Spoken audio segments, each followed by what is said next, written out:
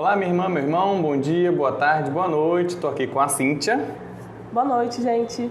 E a gente vai continuar a nossa Academia da Alma buscando uma maravilhosa e boa vida. Eu acho, eu não estou lembrando, que é a nossa primeira vez fazendo junto. É a primeira vez. Muito bem, então se preparem, você que está aí, se prepara. A gente vai falar de um texto que é um texto muito famoso, muito conhecido, às vezes um pouco misterioso, dependendo da nossa leitura sobre ele, né? E até assustador, né? E a gente está falando do texto de Atos 5, a história de Ananias e Safira, tá? Mas primeiro a gente vai orar e aí a gente vai fazer a leitura, tá bom? Vou orar então, aí você faz a leitura depois.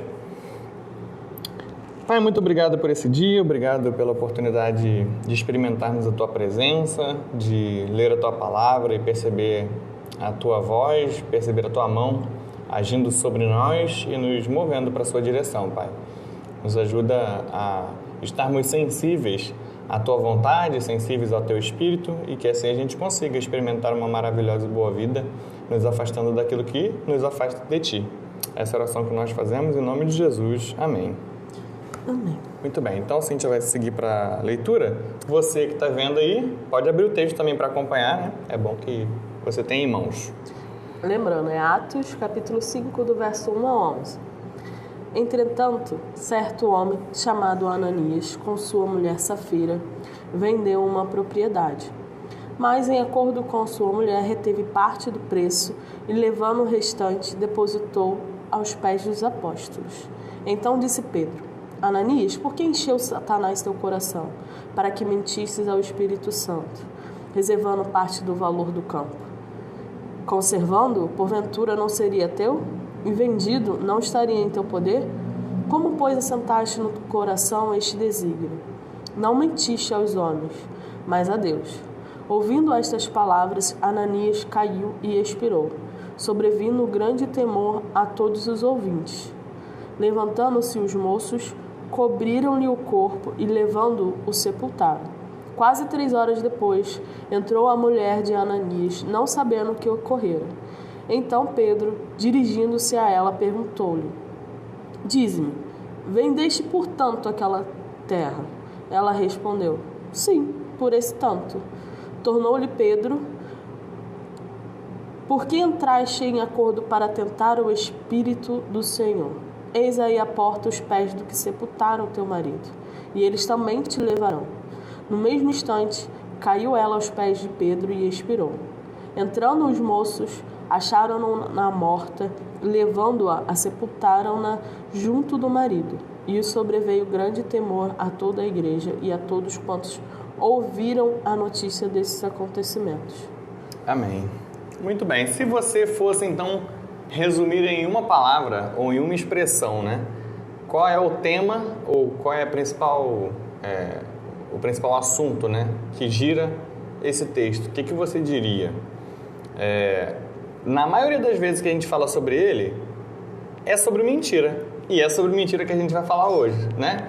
Então, Jesus usa uma expressão que no mundo as pessoas usam de uma forma muito leviana. Aquele que nunca pecou que atira a primeira pedra. Já viu isso? Já viu as pessoas falando, né? Muito. Beleza. Só que o jeito que as pessoas falam é o mesmo jeito que dizem assim, não, porque a carne é fraca. As pessoas nunca leem o resto ou nunca falam no mesmo contexto que Jesus, que é aquele que nunca pecou atira a primeira pedra, mas Jesus nunca pecou e ele não atirou. Na verdade, ele acolhe a mulher, ele perdoa e as pessoas têm um aprendizado com aquilo. Quando ele diz a carne é fraca, ele diz o espírito é forte, né? As pessoas usam os textos como desculpa. E aqui a gente poderia fazer uma frase também, né? Quem nunca mentiu, que atire a primeira pedra. Quem de nós? O texto bíblico é muito claro para dizer que todos nós, em algum momento, até sem querer, nós mentimos, nós pecamos.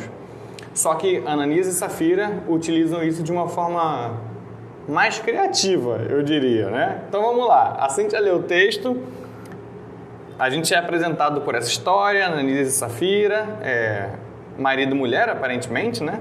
Eles vendem uma propriedade e eles combinam entre eles. O valor foi 10, mas na verdade a gente vendeu por 20. Então a gente tem 20 com a gente. Vamos levar 10 para a igreja, a gente fala que foi 10 vai parecer que a gente é muito bom, né? Assim, a gente deu tudo que a gente recebeu. Só que Pedro, cheio do Espírito Santo, sabia que aquela situação não era meio assim. Não era exatamente assim, né? E aí o Espírito age muito bem. Vamos então por parte. Por que você acha, Cíntia, que eles fazem essa mentira de vender por um valor, declarar outro valor? Por que a mentira parece que é uma opção, né? Para eles, talvez, mas acho que também é uma oportunidade da gente refletir. Para nós, para as pessoas do mundo, para Ananias e Safira, mas às vezes também para os discípulos de Jesus, infelizmente, né? É engraçado que nesse texto em específico, eles têm uma motivação que pode ser mais direta, né? Mas, em geral, as pessoas mentem por algumas motivações específicas, né? Ou é por medo de lidar com as consequências das atitudes. Para encobrir alguma coisa, né? Ou é por vergonha de como vai ser visto pelas outras pessoas. Ou com medo de não ser aceito demonstrando quem é. Tudo bem, nesse caso em específico, o texto mostra mais de uma forma como se eles realmente tivessem com medo de não ser aceitos por não terem a mesma mentalidade do restante, que sempre entregava tudo, né? Então, eu sou diferente, eu não consigo fazer isso. Talvez eles não me aceitem, no meu entendimento. Eu vou mentir como se o que eu tivesse entregado fosse meu tudo, né? Exato. E aí, automaticamente, a gente pensa eles mentiram por isso, mas... E todas as outras vezes que a gente também é capaz de mentir por outras motivações também. A gente mente, por exemplo, dizendo que... E às vezes a gente mente até para si mesmo, tá? Você mente dizendo, não, eu consegui vencer esse pecado. Não preciso mais ter que lidar com isso.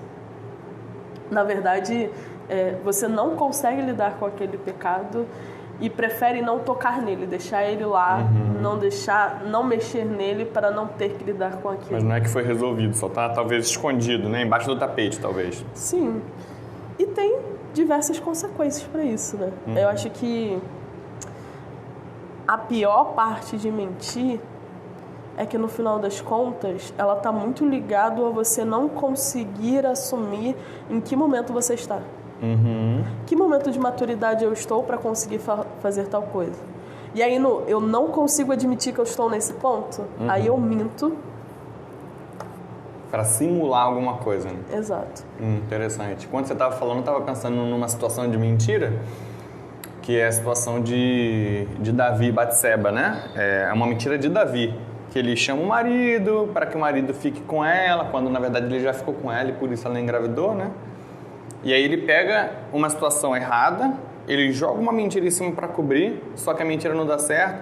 Aí ele joga o cara, que é o Urias, né, para frente da guerra, para, com a morte, cobrir uma mentira que tinha coberto um abuso. Olha que loucura, né?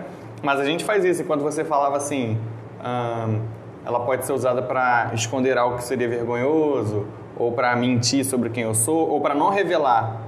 Mentir sobre quem eu sou, né? Que é não revelar minha verdade ou fingir que eu sou algo que eu não sou. Essas três perspectivas são bem interessantes, né? E aí veio Davi na minha cabeça, né?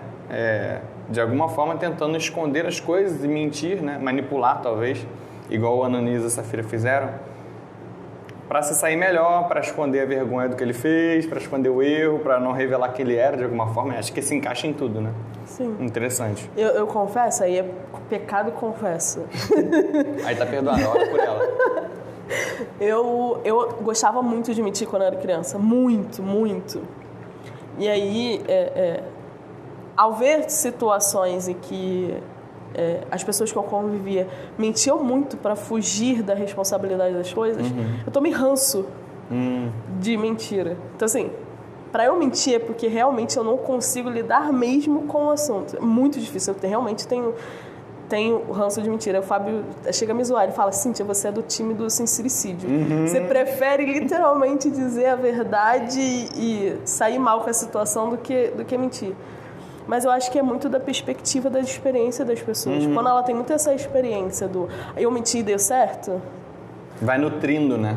Vai nutrindo e fortalecendo. Porque, por exemplo, ele mentiu de alguma forma que ele não tinha ficado com ela.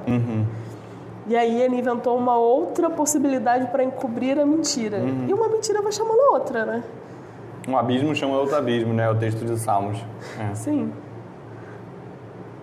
E às vezes as consequências empurram a gente para mentir mais, ou então quando a gente fala, que é isso, né? De uma mentira vai chamando a outra. Ou então, quando a gente precisa revelar, na verdade, não é a gente que revela, alguém descobre, né? E aí, mesmo que a verdade venha à tona, às vezes não resolve a origem do problema, que é, por que eu menti? Era para não revelar quem eu era? Era para esconder algo que era vergonhoso? Mas eu vou continuar fazendo depois que esse algo foi revelado, né? Depois que a minha essência foi revelada? Então, se isso não é tratado na origem, o pecado pode se repetir de novo, né? Sim.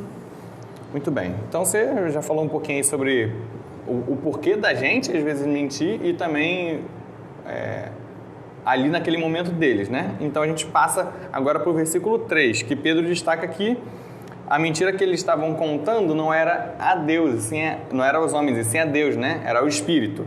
Aí a gente já consegue trazer uma profundidade mais interessante. Qual é a nossa reação, então? A sua, né? A minha, mas em especial a sua, quando a gente é trazido para essa realidade, assim, ó, se você não está mentindo aos homens, ou pelo menos não só aos homens, mas você também está mentindo a Deus, né? Isso muda de alguma coisa a sua cabeça, ou deve mudar a nossa cabeça na prática? É engraçado que na maioria das vezes quando a gente pensa que num contexto atual, né? Ele está mentindo para Deus, a gente pensa muito nessas... esses escândalos de fraude pastoral, né? Ele literalmente usou o nome de Deus para fazer mal às pessoas, para se aproveitar dos recursos, seja de pessoas ou financeiro que a igreja permitia. Mas a gente esquece do que realmente é mentir para Deus, né? Eu estava pensando sobre isso antes de vir para cá e pensando que num contexto em específico, né? Quando a gente se coloca diante de Deus, a gente olha para alguém muito puro, um espelhamento impossível de você encontrar em qualquer outro lugar. E aí quando você olha para ele te olha de volta e você enxerga tudo que você deveria ser e não é. E isso é extremamente difícil de lidar, né? Desconfortável, assustador. Desconfortável, assustador. Eu acho que a primeira coisa que a gente sente é culpa e vergonha. E aí, para fugir da culpa, às vezes a gente nega quem a gente é. Quem a gente é. E aí acaba mentindo, de certa forma, até em que estágio nós estamos. Eu falei aqui das consequências, né, de tudo mais, mas eu acho que a principal questão de você mentir para Deus é que a gente realmente tem vergonha do pecado que nós produzimos de forma tão natural. É muito difícil você assumir o quanto você está sujo diante de alguém que está limpo. É porque se não fosse vergonhoso, a gente não precisaria esconder, né? É nesse sentido, né? A gente mente porque a gente sabe que não é bom, né? Lógico. Aí, nesse caso, eles literalmente tentaram fraudar Deus, vamos dizer assim. Mas a gente faz isso no nosso dia a dia com muita naturalidade. A gente já usou algumas vezes essa expressão, aquele pecado de estimação, que você não consegue abrir mão, ou que você, na verdade, chega um momento que você simplesmente tentou parar, parou de tentar... de tentar parar. E aí, automaticamente, é nesses momentos que você também está mentindo para Deus. Meu entendimento, né? Você está mentindo, não preciso mais lidar com isso, não preciso mexer nisso, automaticamente eu já estou bem com isso, e vou seguir adiante. E aí, quando você é confrontado com uma situação em que, com outras pessoas, isso é testado... Vem à tona, talvez, né? Automaticamente, isso te põe à prova e te coloca, literalmente, você vai mentir sobre isso ou você vai enfrentar isso e mudar. E aí expõe que você não está curado, né? Que não foi cuidado, né? Sim. Porque é difícil assumir vulnerabilidades, né? Acho que qualquer ser humano tem dificuldade de assumir essas questões. Tem que estar com a terapia muito em dia para conseguir fazer um negócio desse com mais tranquilidade. É engraçado, você falou isso agora, né? Eu até lembrei que no treinamento de discipuladores eu falo isso, né? Que a gente precisa expor não a nossa fraqueza, mas a nossa vulnerabilidade, né? Então, assim, se a gente está no processo de discipulado e eu estou cuidando de uma pessoa que é recém-chegada, eu não sei quais são as experiências dela, não sei qual é a maturidade dela na fé, tem coisas que talvez ela não possa ouvir sobre mim ainda. Mas eu não posso usar dessa questão de sabedoria, né? De não colocar sobre a pessoa um peso que talvez ela não saiba lidar. Eu não posso usar isso como argumento para parecer que eu sou invulnerável, ou seja, nada me afeta, né? E isso é um erro no discipulado, a gente precisa estar atento a isso, né? Se você tem algo que você precisa tratar, que talvez vai escandalizar alguém que você está cuidando, porque na verdade se você está sendo cuidado, você precisa expor isso, né? Para tratar. Mas não deixe esse argumento, essa desculpa ser um muro, né? Para você dizer assim, tá, isso aqui eu não posso falar, eu preciso cuidar disso. Mas isso aqui eu preciso dizer para ele, olha, eu ainda estou aprendendo nesse ponto, eu ainda tenho que crescer mais nesse ponto aqui. Percebe como é que não é só você? Ó, eu que já estou na caminhada há um tempo também preciso tratar isso, também preciso cuidar disso, né? E esse expor não a fraqueza, mas expor a vulnerabilidade é saudável, mas ainda é difícil, né? Também é muito difícil, porque você está mostrando quem você é de verdade, né? Sim. É o contrário da mentira, exatamente o que você está trazendo, né? Eu acho que tem uma percepção bem interessante desse revelar da vulnerabilidade, que é te possibilitar tratar. Que quando você está escondendo, está omitindo, está mentindo... Fica do jeito que está, é verdade. Fica do jeito que está. E é engraçado que, na maioria das vezes, você só consegue tratar quando você sente a vergonha do outro saber. É verdade. Na maioria das vezes. Eu acho que talvez esse seja um ponto importante para a necessidade de ter um discipulador ou um mentor. Porque aí se você está tentando caminhar de forma saudável, você expõe, né, aquilo que tá te faltando, aquilo que você está com dificuldade, e essa pessoa vai te tornar... vai te responsabilizar. Acho que a palavra é essa, né? Não é te culpar, não é te cobrar. Não é te julgar. Não é julgar. Literalmente falar, você precisa tratar isso então. É te relembrar, né?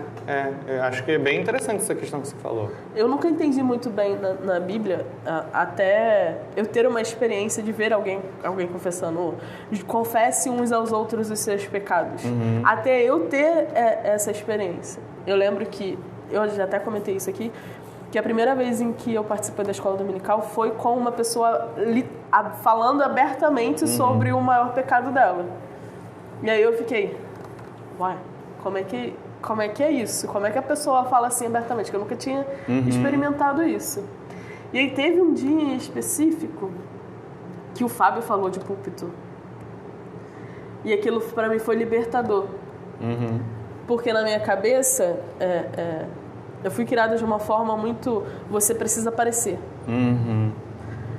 Só que eu sempre lutei para ser, não para parecer. E que faz muita diferença. Parece que é pequena a diferença, mas é enorme. Não, no mundo real, quando a gente luta para ser, a gente continua falhando, né? Porque o ser demora, o se tornar algo demora, né?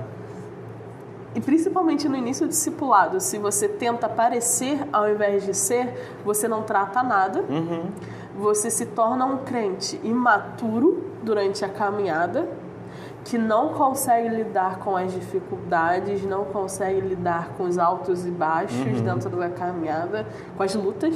Que você não experimentou de verdade, né? Que você não experimentou uma mudança que gera amadurecimento para aquilo. E aí acaba que você se torna, infelizmente, a pessoa que parece ser crente, mas nenhuma atitude revela. E aí, eu queria aproveitar isso para você que está ouvindo e vendo, né? Esteja atento o quanto isso está inserido no texto que a gente leu, tá? Porque assim, se Ananias e Safira não tivessem morrido, o quanto eles poderiam repetir isso? O de quantas formas eles poderiam repetir isso?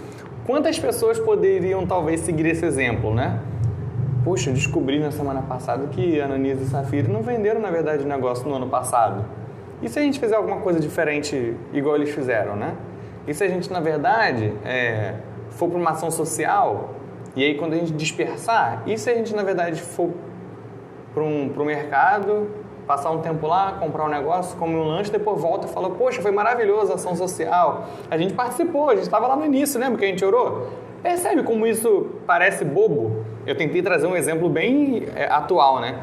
Percebe como é extremamente surreal, mas ainda assim tem tudo a ver com aparecer, né? Ou melhor, com a aparência e não com o ser. Então a gente precisa estar atento a isso, né? E é engraçado, por exemplo, se você tem especificamente, né, o hábito da mentira em si, o de falar coisas enganosas por motivo fútil ou não. Qual é a pessoa que você vai parecer para as outras pessoas? Porque um cristão, ele revela Cristo. Ou deveria. Se você, em todas as suas atitudes, foge das consequências mentindo, você encobre com mentira, você usa da mentira para se beneficiar de alguma forma, qual é o Cristo que você está revelando? Eu vou usar o texto, eu não lembro se eu estou parafraseando ou se o texto diz exatamente isso. 7 vezes filho do cão. Que Jesus diz que o diabo é o pai da mentira. E aí a gente está refletindo que, bem, não diretamente hoje, a gente não leu o texto, né? Mas a gente compara, então, a mentira do mundo, a mentira do crente, a mentira de Ananias e Safira, e a gente lembra que Jesus é o caminho, a vida, mas ele também é o quê? A verdade.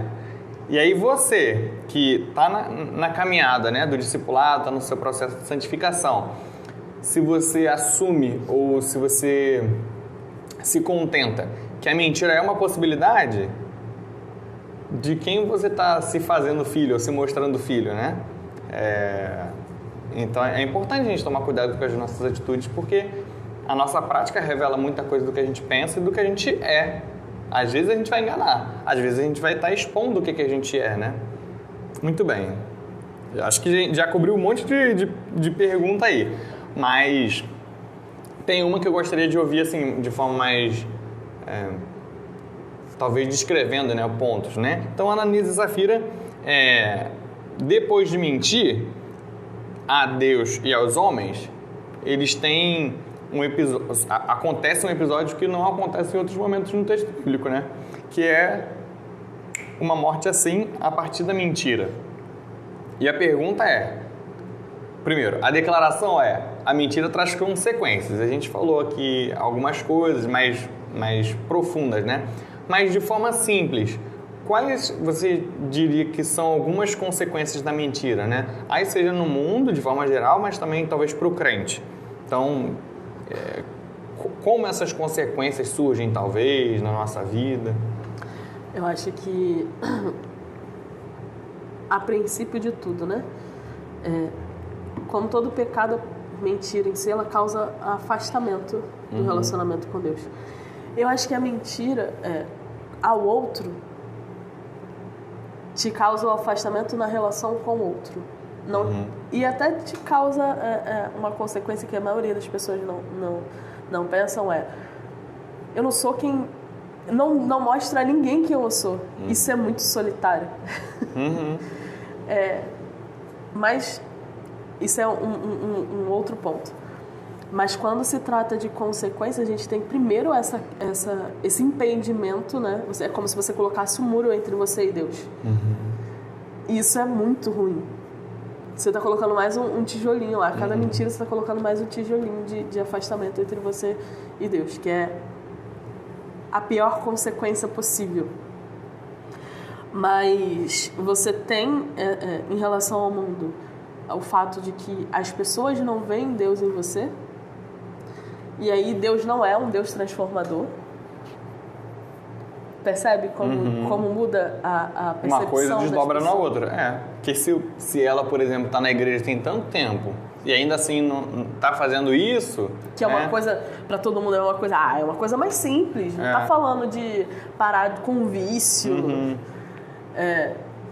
Como se mentira não fosse um vício também para algumas pessoas. A língua maldicente, né? Tem outras expressões também que o texto vai dizer, não só da mentira, mas de fofoca e etc, né? Que também estão nesse bolo nesse aí. Ponto, E aí, automaticamente, eu acho que tem uma consciência que é mais pessoal e que a gente já até falou, né? Se eu minto, eu não resolvo o problema. Se eu não resolvo o problema, eu não amadureço aquilo, eu não trato aquilo. E aí, o fato de eu não estar tratando aquilo afeta o meu relacionamento com a igreja. E aí, eu sou uma pessoa que não trato as minhas dores, meus pecados, os meus problemas e afeta o restante da igreja.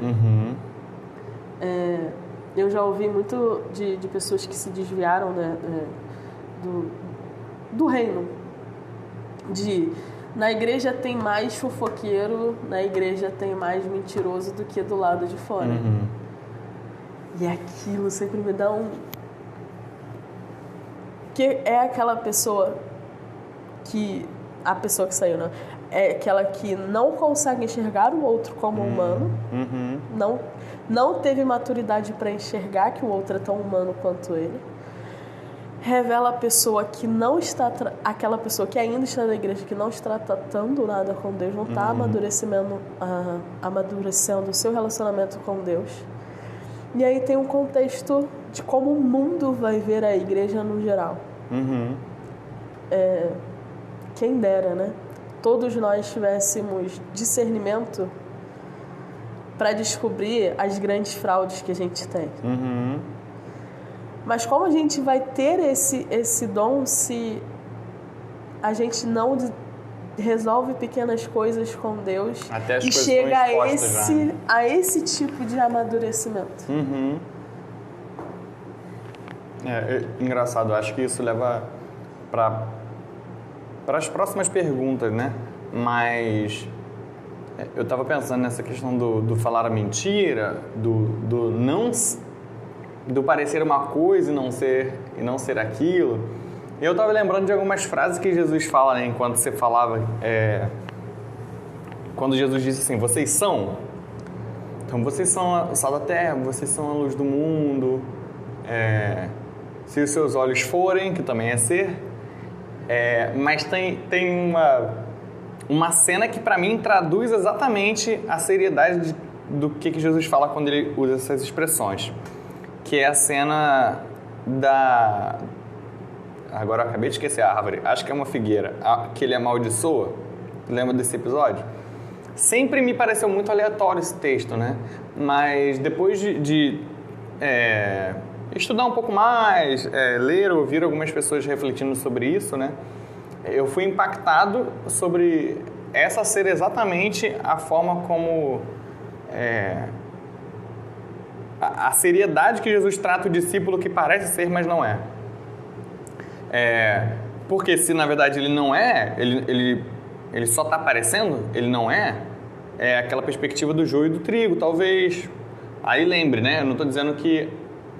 Eu já conversei algumas vezes com a Débora sobre isso e a Débora tem uma divergência, né? Parece ser, mas não é. Como é que parece ser, se não é? Às vezes a gente olha os sinais errados, né? Então a gente olha para o joio tá bonitinho, o joio não fala palavrão, o joio... O joio tá todo domingo na igreja. Assim, mas eu tô dizendo até a pessoa que é de fora, mas que a gente olha e que a gente pensa, só falta ser crente, sabe? Que às vezes tem isso.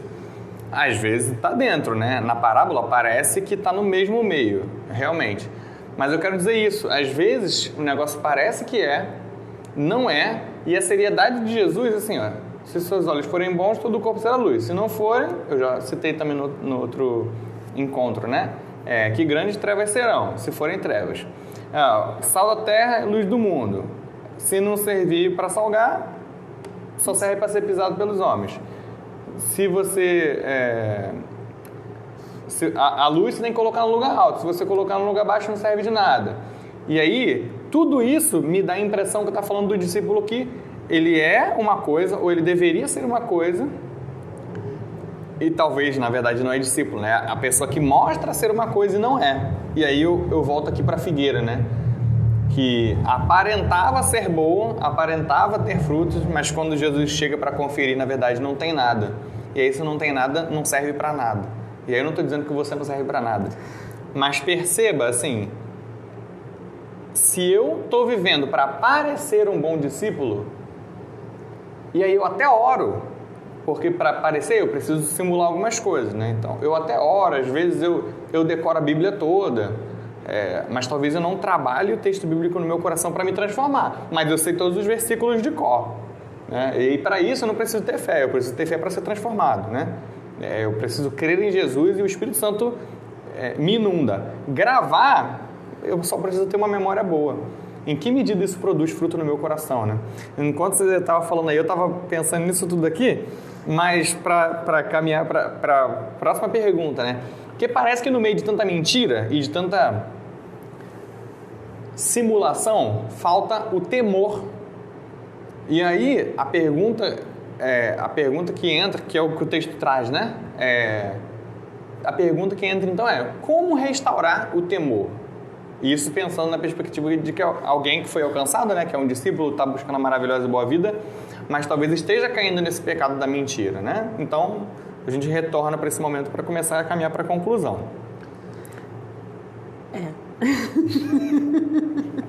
Falei muito, deixa eu beber água aqui. Quando a gente pensa assim sobre o temor, lógico, né? Essa cena é uma cena bem forte. Eles literalmente caíram mortos depois da primeira mentira que eles são citados na Bíblia. A gente não fala na Bíblia não diz que eles tinham um histórico de enganação. Eles mentiram naquele episódio, tentando parecer o que não era, tentando, de certa forma, enganar o restante, no sentido de ganância, né? Não é só uma questão de eu não estou assumindo quem eu sou. Eles realmente tiveram a intenção de também guardar uma parte. Mas independente da motivação deles, a consequência foi literalmente cair morto. Já pensou se Deus fizesse isso todas as vezes? Eu não consigo imaginar as vezes que o primeiro momento em que eu já seria pega e morreria. Mas eu acho que mais do que ir para esse lado de medo das consequências do que Deus faz, eu acho que a gente tem que ter em mente que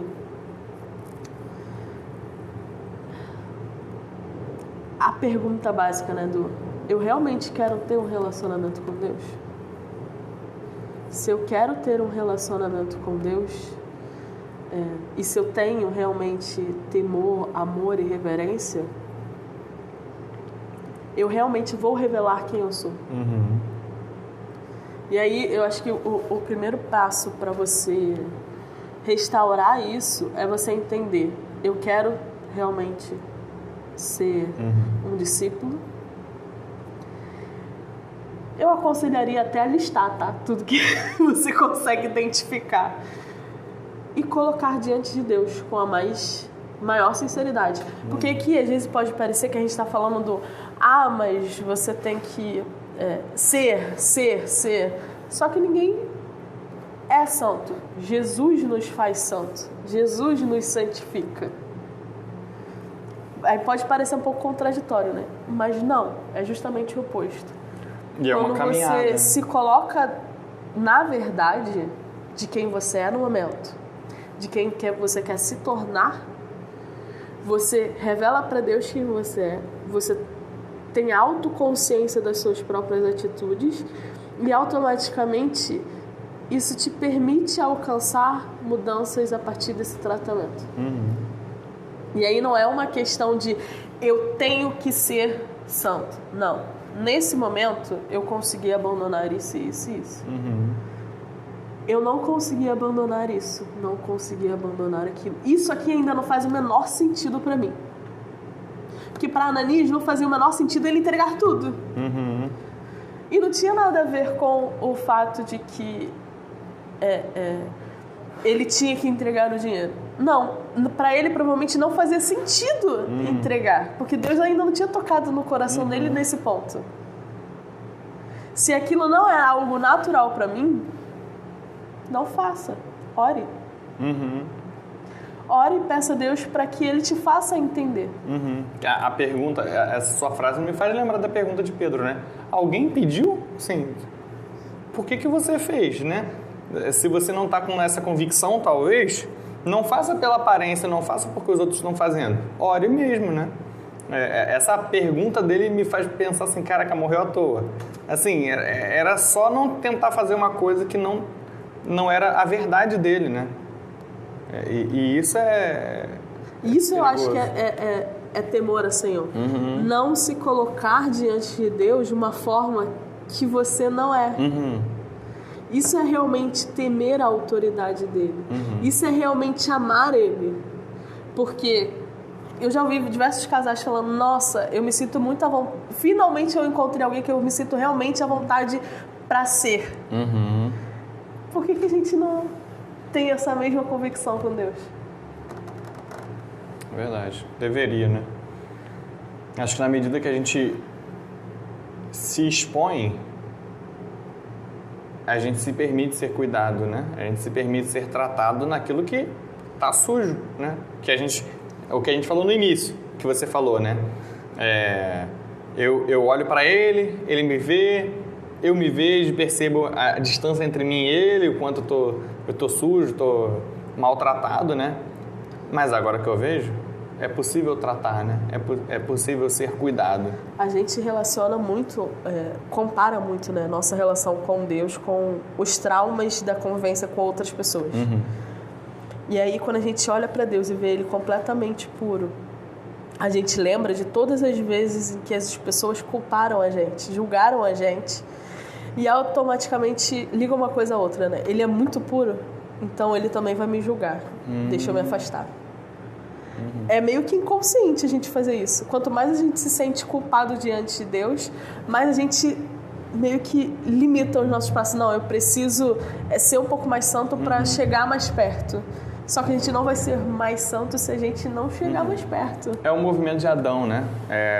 Adão peca e a primeira coisa que ele faz, se esconde. Adão, cadê você? Estou escondido, né? Por quê? Porque agora eu vejo o que eu sou e... Opa, acho que não é legal ficar expondo isso por aí, não. Né? E aí é a nossa natureza, né? Claro que Adão foi só a nudez, mas é uma nudez que foi descoberta a partir da consciência do pecado, né? Ou do início do pecado. Muito bem. Acho que a gente tem uma lição clara, então, né? Do que é aconselhável de se fazer, do que não é aconselhável de se fazer, né? Não caminhe na mentira, não caminhe na enganação, na falsidade. E às vezes parece que isso é só para machucar o outro, né? Quando eu minto, poxa, eu estou enganando, a pessoa pode se sentir mal. Não, isso te transforma em alguém te transforma em alguém que não é quem Deus quer que você seja, ou impede que as pessoas vejam quem você realmente é, né? E a última pergunta, então, é como a gente previne isso? Acho que ter o temor inicia, né, a resposta para isso, mas existem outras formas da gente prevenir, de se tornar uma pessoa que mente, de construir a nossa vida sobre mentiras. O que você diria para a gente finalizar? Acho que primeiro de tudo, literalmente, lógico, assumir para as outras pessoas não é fácil, como a gente falou, né? Expor vulnerabilidade. Mas eu acho que o início de tudo é literalmente se colocar diante de Deus, à disposição de Deus. Porque é ruim você usar máscaras com os outros, mas diante de Deus nem é possível. E Nem a gente tenta. Se tu olhares, Senhor, pra dentro de mim. Mas a gente tenta. E aí eu acho que o primeiro passo justamente é isso. É você entender que você não precisa. Deus não te olha com um olhar de julgamento, Ele te olha com um olhar de amor. Ele tem maturidade para olhar para você, meu filho, você ainda não tem maturidade para entender isso aqui. Vamos, chega lá, a gente vai chegar lá junto. Você não precisa temer algo que Deus não falou que Ele faria. Sabe? Quando Jesus se dispõe a morrer por nós, por amor, Ele não colocou que qualquer coisa seria empecilho. Ele literalmente preferiu vir caminhar conosco, nos mostrar como fazer e aí permanecer através do Espírito Santo conosco. Então, assim, o propósito de Deus não é te separar dele. Não é te mostrar o quanto você é impuro. É te mostrar o quanto o amor dele pode te mudar. E pelo contrário, né? Quem nos separará do amor de Deus? Será fome, perigo, nudez, tribulação, altura, profundidade? É totalmente o contrário. Na verdade, assim, o meu amor cobre todas as suas falhas, né? E a gente inundado nesse amor e desejando mergulhar cada vez mais fundo nele, a gente vai se tornando mais puro, se tornando mais santo, né? E eu acho que os passos são exatamente esses, entender a grandeza do amor de Cristo, se colocar de forma plena diante dele, disposto a realmente abrir mão das coisas, porque é necessário a gente... que é muito mais fácil você continuar sendo quem você é. É muito difícil você passar pela estrada da mudança, vamos dizer assim. Mas é necessário você literalmente estar disposto a abrir mão de fazer coisas e de pensar do jeito que se pensa, para que de fato a mentalidade do reino entre, sabe?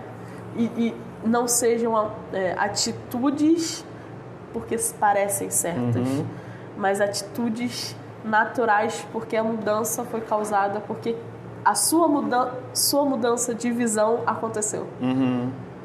Porque realmente agora você está começando a pensar como Cristo pensa. Amém. Muito bem. Se você não percebeu, a mentira é um pecado muito sutil, né?